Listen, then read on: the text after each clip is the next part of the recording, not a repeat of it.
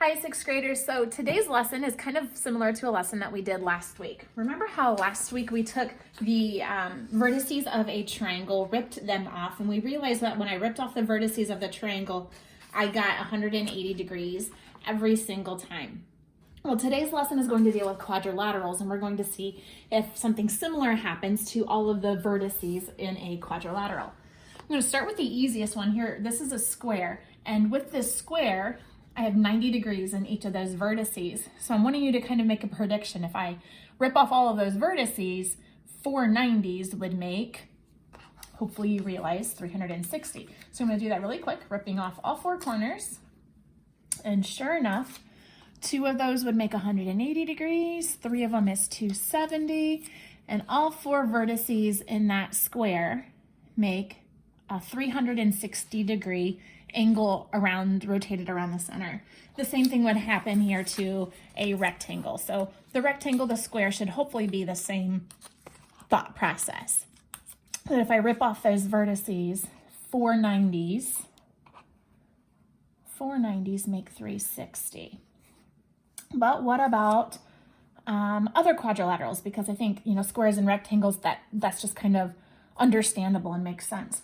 Here is a trapezoid, and in the trapezoid, this one's not even a right trapezoid. This is not even an isosceles trapezoid. The only thing that makes this the trapezoid is the one set of parallel sides, but those two aren't even equal. So I don't even have any equal angles in this particular trapezoid. But let's rip off the vertices. We'll put them together, and we will see if anything happens here. Okay, so there's my original. I put these together. That one's being a little tricky to move. But sure enough, I put all four of those vertices together, and it makes a 360 degree angle rotated around the center. Here's a parallelogram. Opposite sides are parallel, opposite sides are equal, opposite angles are equal. This one, rip off those corners, vertices, and let's see here, do the same rules apply? Look, two of them make 180 degrees, and the other two of them make a tricky to put together, but 360 degrees.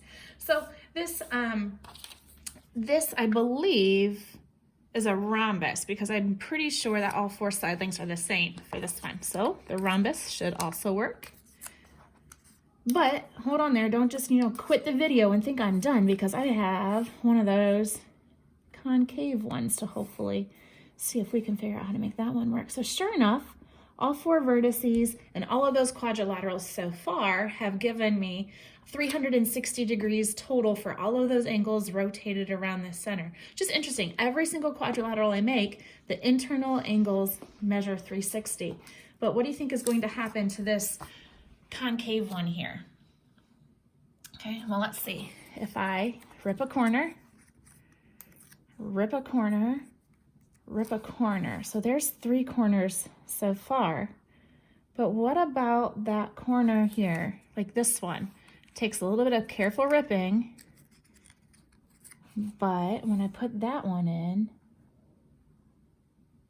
I should very carefully still get that 360 degrees. So every quadrilateral that I can make, the internal angles, even if it's a reflex internal angle that is greater than 180 degrees, will still give me an internal measure of 360 degrees. A triangle is 180, a quadrilateral is 360, and in future lessons we'll look at other polygons. Have a great day.